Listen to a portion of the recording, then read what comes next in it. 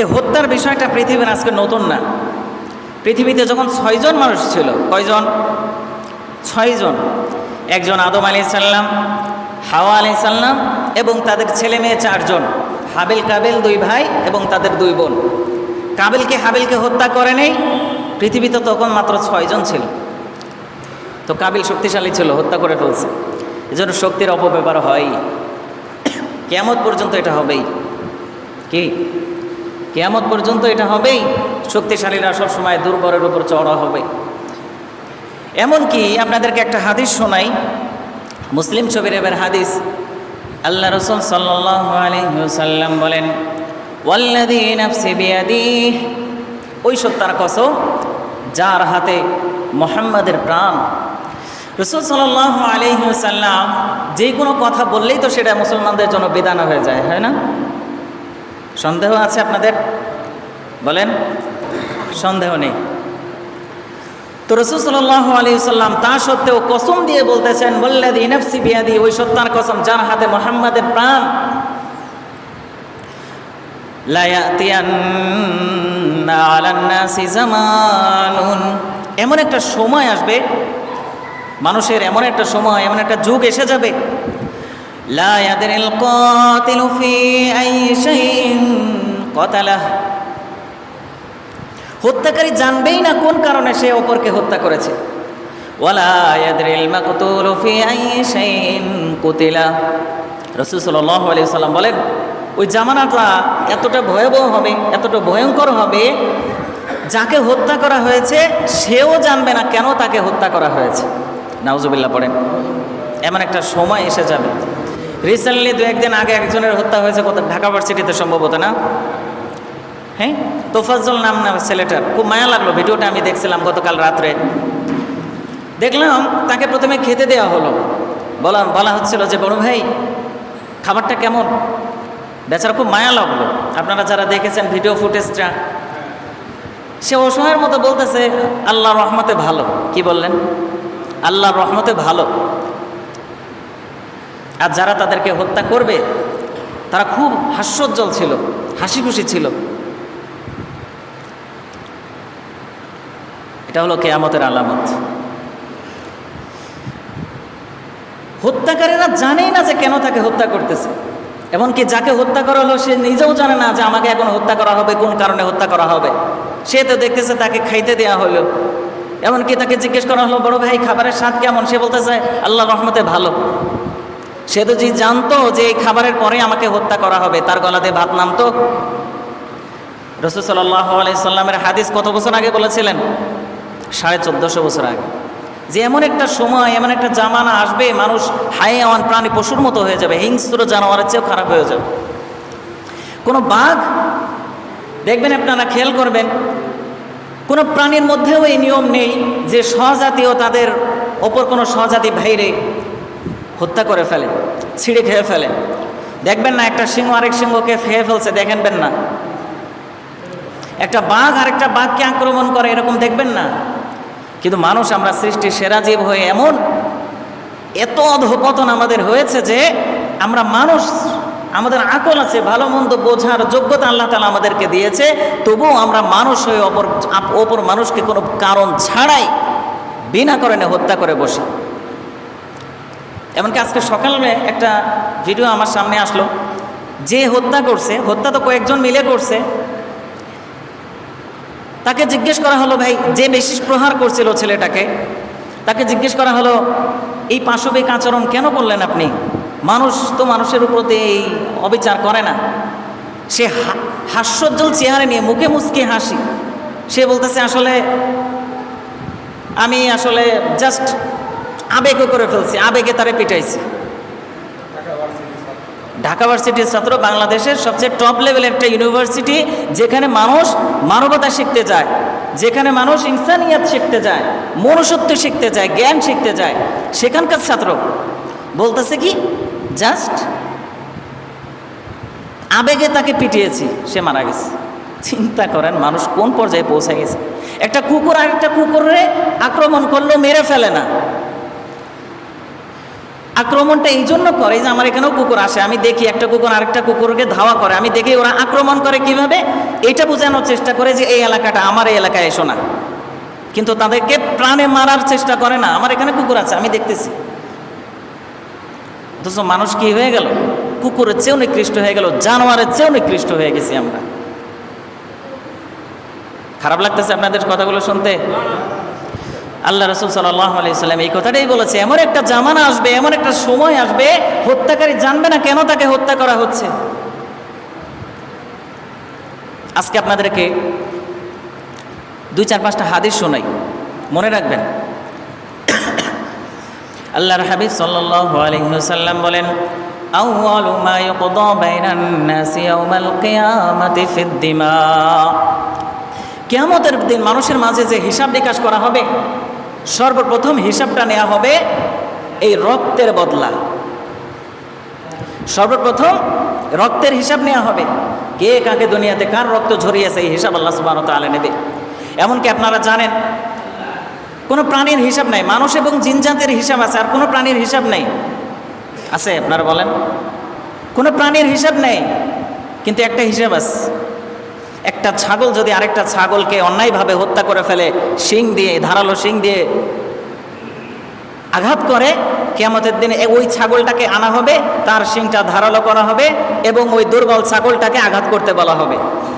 এভাবে প্রাণীদের বিচার হবে, এরপরে তারা ভ্যানিশ হয়ে যাবে, মাটির সাথে মিশে যাবে। আসল তো বিচার হবে শ্রেষ্ঠ মানুষের। কি? এই মানুষের বিচার হবে। তো কি বিচার হবে? আউয়ালু মা ইউকদা বাইনান নাসি ইয়াউমাল কিয়ামাতি ফিদ দিমা। সর্বপ্রথম বান্দার এই রক্তের বদলার হিসাব নেওয়া হবে, রক্ত ঝরানোর হিসাব নেওয়া হবে। ক্ষমতা পেয়ে আরেকজনকে হত্যা করে ফেলেছো, কেন করেছো বলো? আল্লাহর হাবিব সাল্লাল্লাহু আলাইহি ওয়াসাল্লাম বলেন, দেখেন এই হত্যাটা, একজন মানুষকে হত্যা করে ফেলাটা আল্লাহ তাআলার কাছে কি পরিমাণে নিকৃষ্ট একটা কর্ম। একটা হাদিস বলি, রাসূল সাল্লাল্লাহু আলাইহি সাল্লাম বলেন, লা যাওয়ালুদ দুনিয়া আহওয়ানু আলাল্লাহি তাআলা ফি কতলি মুসলিম। একজন মুসলমানকে হত্যা করার চেয়েও এই গোটা পৃথিবী ধ্বংস হয়ে গেলেও আল্লাহ তাআলা সেটাকে কোনো পরোয়া করেন না। মানে একজন মুসলমানের জান,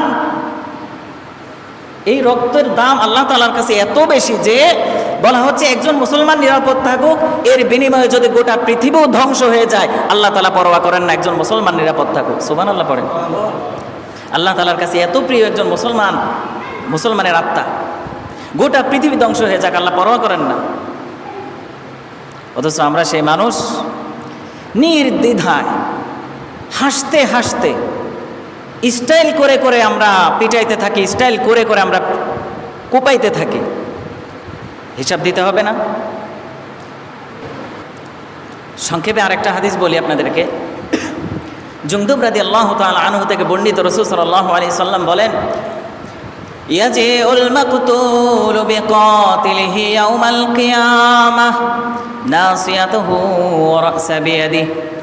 কিয়ামতের ময়দানে হত্যাকারী, যাকে হত্যা করা হয়েছিল, সে হত্যাকারীকে চুলের মুঠি ধরে, নাসিয়াতুহু ওয়া রাসু বিয়াদিহি, এই যে মাথার অগ্রভাগে বের চুলগুলো থাকে না, অনেকের চুল বড় আছে, এই চুলের মুঠিগুলো ঝুঁটি ধরে ধরে টানতে টানতে ইয়াজিউল মাকতুল বিকাতিলিহি আল্লাহ তাআলার সামনে হাজির করবে।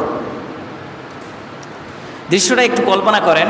রাসূল সাল্লাল্লাহু আলাইহি সাল্লাম বলতেছেন, যাকে হত্যা করা হয়েছে কিয়ামতের ময়দানে সে হত্যাকারীকে সামনের এই চুলের ঝুঁটিগুলো ধরে মুঠ করে ধরে টানতে টানতে আল্লাহ তাআলার সামনে নিয়ে আসবে এবং সে বলবে, ইয়া রাব সাল ফীমা কাতালানি। ও আমার প্রতিপালক আল্লাহ, আপনি একে জিজ্ঞেস করেন, এই হত্যাকারীকে জিজ্ঞেস করেন কেন সে আমাকে দুনিয়াতে হত্যা করেছিল। জিজ্ঞেস করেন আপনি। কিয়ামতের ময়দানে এটা হবে।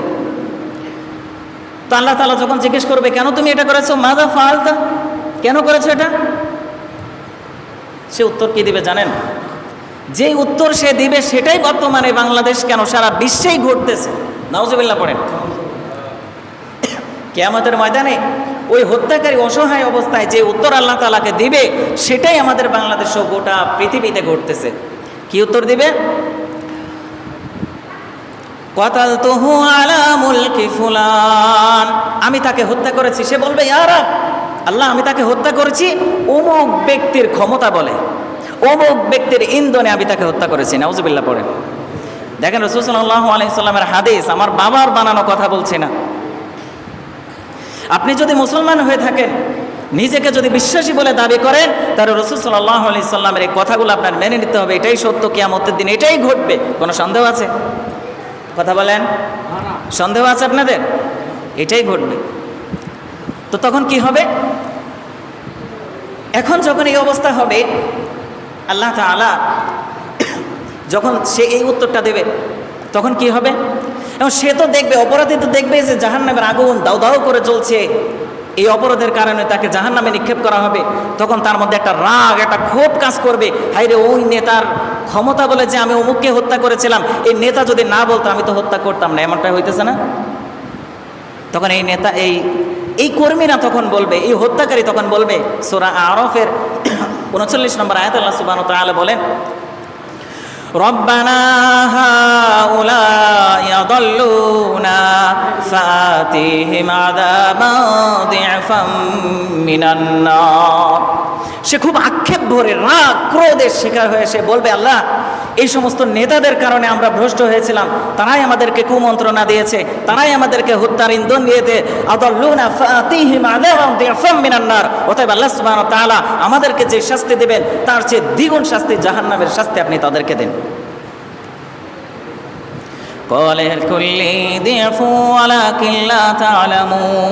আল্লাহ তাআলা তখন বলবে, আজকে কারোর কোনো শ্রেষ্ঠত্ব নাই, সবার শাস্তি সমান।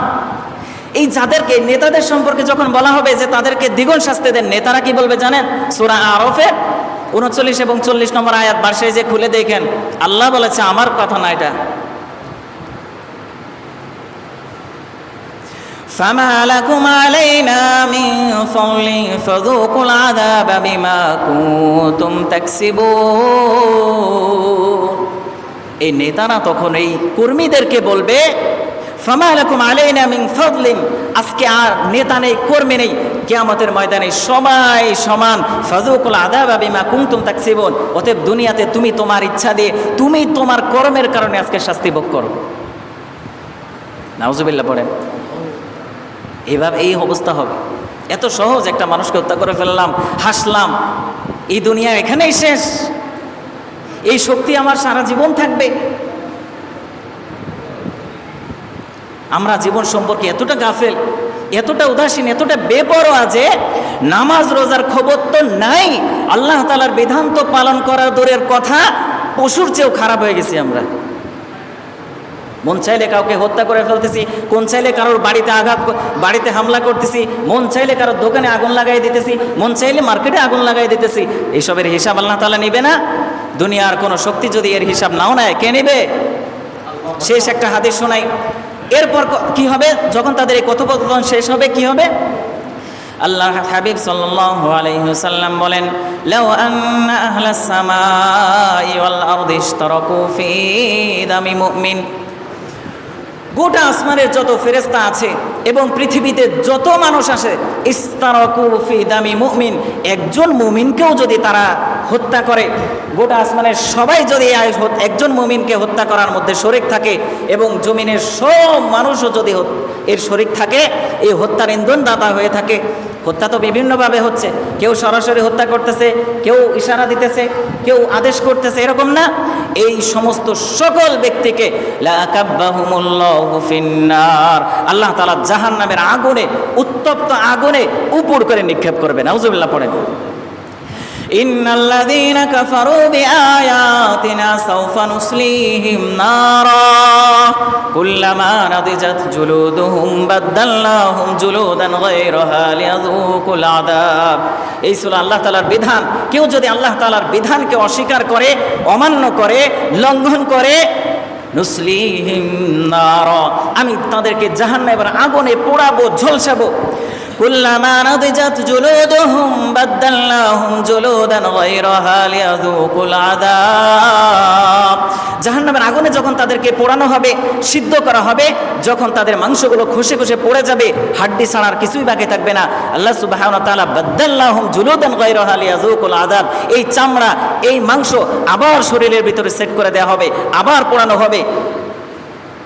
তাফসীরের কিতাবগুলোতে বলা হয় প্রতিদিন ৭০,০০০ বার এইভাবে একজন জাহান্নামীকে পোড়ানো হবে। নাউজুবিল্লাহ পড়ে। এজন্য আল্লাহ তাআলা আমাদেরকে এই সমস্ত অন্যায় থেকে বিরত রাখা তৌফিক দান করেন। আলোচনা শেষ করছি।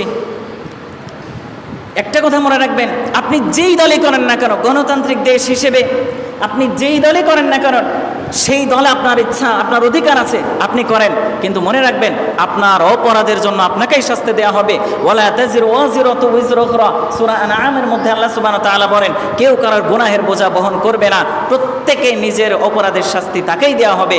অতএব যেই নেতা কি বলে না বলে সবই তো শুনলেন, ওই নেতা সহ আপনিও জাহান্নামে চলে যাবেন। আল্লাহ সুবহানাহু ওয়া তাআলা আমাদেরকে সততা বজায় রাখার তৌফিক দান করুন। সবাই বলেন আমিন। আল্লাহ তাআলা আমাদেরকে এই সমস্ত অপকর্ম, কুকর্ম থেকে আমাদেরকে বিরত রাখুন। সবাই বলেন আমিন। এবং আল্লাহ তাআলা আমাদেরকে এই হাত, পা, মুখ থেকে অপর মুসলমান যেন নিরাপদ থাকে এই তৌফিক দান করুন। সবাই বলেন আমিন।